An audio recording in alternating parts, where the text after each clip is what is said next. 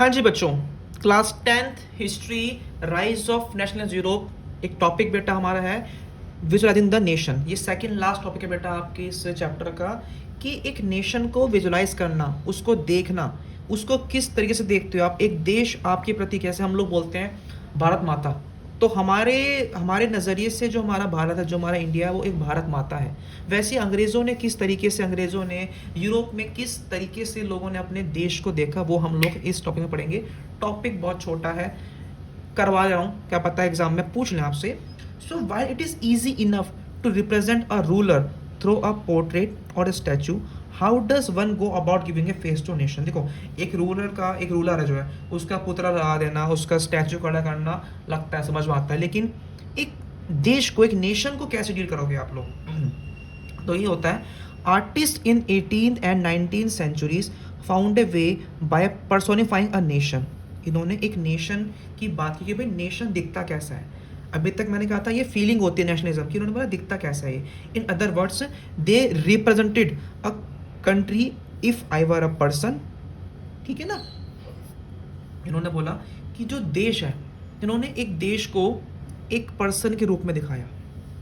Nations were then portrayed as female figures. जैसे हमारे भारत में हम लोग भारत माता बोलते हो, तो इन लोगों ने फीमेल फिगर्स को उन्होंने वहाँ पे अपना पर्सोनिफाई कहते हैं इन लोगों ने आपका। ये हम लोग यहाँ पे यूरोप की बात कर रहे हैं। The female form that was chosen to personify the nation did not stand for any particular woman in real life. Rather, it sought to give the abstract idea of a nation a concrete form.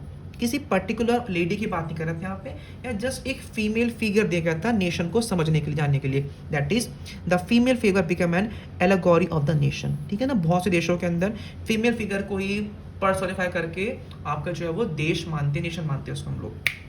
For example, अगर हम French revolution की बात करते हैं तो female allegory को ही उन्होंने बनाया था पोर्ट्रेट लिबर्टी का, जस्टिस का और रिपब्लिक के लिए। These idols were represented through specific objects और symbols. As you would remember, the attributes of liberty at the red cap or the broken chain, while justice is generally a blindfolded woman carrying a pair of weighing scales. आप देखते हो ना, कहते हैं ना कानून होता है, कानून के हाथ लंबे होते हैं, या कानून अंधा होता है, तो वो एक बंदा खड़ा है, उसके आँखों पट्टी बंधी हुई है, हाथ में तराजू है। तो यहाँ पे वही से बता रहे हैं किस तरीके से स्टैचूज़ को, किस तरीके से पोर्ट्रेट्स को ये लोग पर्सोनिफाई करते हैं, सिंबल दिखाते हैं न्याय का या राइट्स का या किसी और भी चीज़ का। हम बोलते हैं भारत माता की जय, ठीक है ना, तो वो क्या दिखाते हैं हमारे में, हम लोग भी उसको एज अ नेशन देख रहे हैं, हमारी भारत माता को।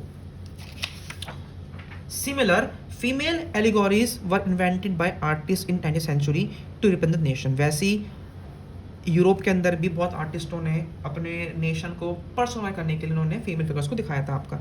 इन France, she was christened Marianne, a popular Christian name which underline the idea of people's nation.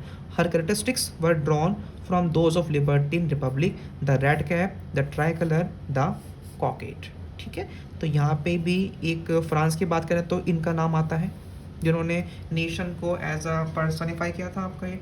ठीक है, statue of Marianne were erected in public squares to remind the public of symbol of unity. ये जो प्रतीक है, ये symbol of unity, ये एकता का प्रतीक है। And persuade them to identify them.